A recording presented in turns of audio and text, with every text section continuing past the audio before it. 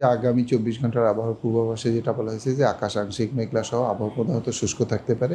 দিন এবং রাতের তাপমাত্রা অব্যাহত থাকবে এবং রাজশাহী বিভাগ, দিনাজপুর, যশোর, চুয়াডাঙ্গা এবং কুষ্টিয়া জেলার উপর দিয়ে মৃদু তাপপ্রবাহ বয়ে যাচ্ছে, তা অব্যাহত থাকবে। আর কুয়াশার কারণে এবং সূর্যের আলো কম আসার কারণে লোকজনের ভিতরে ঠান্ডা লাগার অনুভূতিটা বেশি। এই অবস্থাটা আগামী ২ দিন অব্যাহত থাকবে। তারপরে হয়তোবা টেম্পারেচার কিছুটা বৃদ্ধি পেতে পারে দিন ও রাত্রে। এই অবস্থা ২-৩ দিন থাকার পরে আবার টেম্পারেচার কিছুটা ফল করবে। আর এই মাস জুড়ের কথা যদি বলা যায়, তো জানুয়ারি মাস হচ্ছে সবচাইতে শীতলতম মাস। এই সময় শৈত্যপ্রবাহ, কুয়াশা এটা কমন ফেনোমেনা।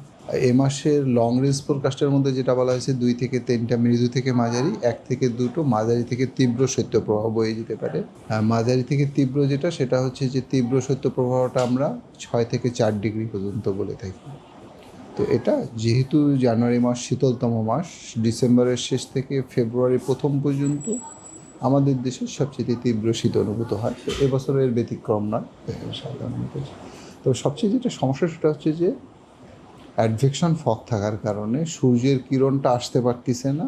রাতের তাপমাত্রা কমার পাশাপাশি দিনের তাপমাত্রাটাও খুব বেশি বাড়তেছে না। ফলে দিন এবং রাতের তাপমাত্রাটা অনেকটা কাছাকাছি চলে আসার কারণে ঠান্ডা লাগার অনুভূতিটা বেশি। জানুয়ারি মাস শেষ হয়ে গেলে ফেব্রুয়ারি মাস পড়লে তখন দেখা যাবে ধীরে ধীরে অবস্থাটার উন্নতি হবে।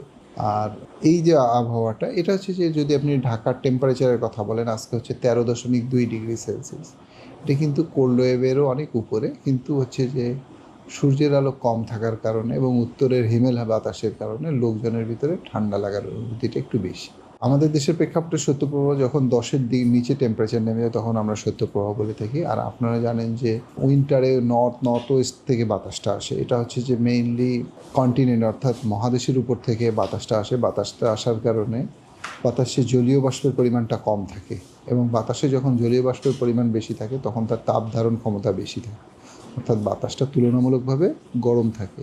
কিন্তু যেহেতু এখন জলীয় বাষ্পের পরিমাণ কম, বাতাসের তাপ ধারণ ক্ষমতা কম, ফলে বাতাসটা শুষ্ক এবং ঠান্ডা। এবং উত্তরে আমাদের কিন্তু হিমালয় এবং হিমালয়ের ওই পাশে আরও শীতল জায়গা। তো এই শীতল জায়গার উপর দিয়ে যখন তুলনামূলকভাবে জলীয় বাষ্প কম এবং ঠান্ডা বাতাস আসে, আরও ঠান্ডা বাতাস এসে আমাদের টেরিটরিতে যে হিমেল হাওয়া এবং শীতের প্রভাবটা নিয়ে আসে।